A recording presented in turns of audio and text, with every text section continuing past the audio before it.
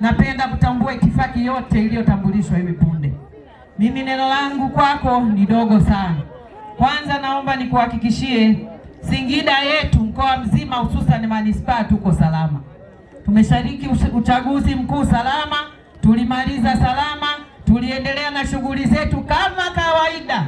Naomba niwashukuru sana viongozi wa mila, viongozi wa dini, viongozi wa Chama cha Mapinduzi na vyama vingine vya siasa, lakini viongozi wenzangu wa serikali.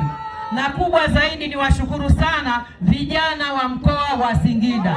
Walijitoa kimasomaso kulinda amani ya Singida. Wote walikuwa maafisa usalama wasaidizi, na Singida mliona iko tulivu na mpaka leo tumetulia.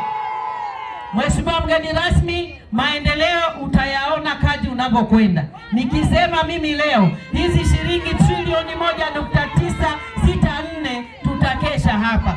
Lakini itoshe kusema Dr. Samia tumemkubali na tumempa kura za kutosha na tutaendelea kumuunga mkono. Na kwa maana hiyo na hata kutambua nguvu za Mheshimiwa Rais, jina la mama wa taifa lilitoka Singida. Uongo kweli?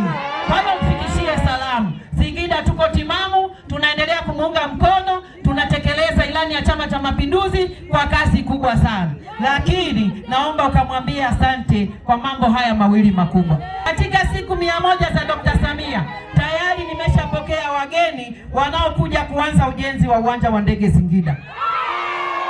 Katika siku 100 za Dr. Samia, tayari nimeshapokea wageni kutoka shirika la reli. SGR inakuja hapa Singida.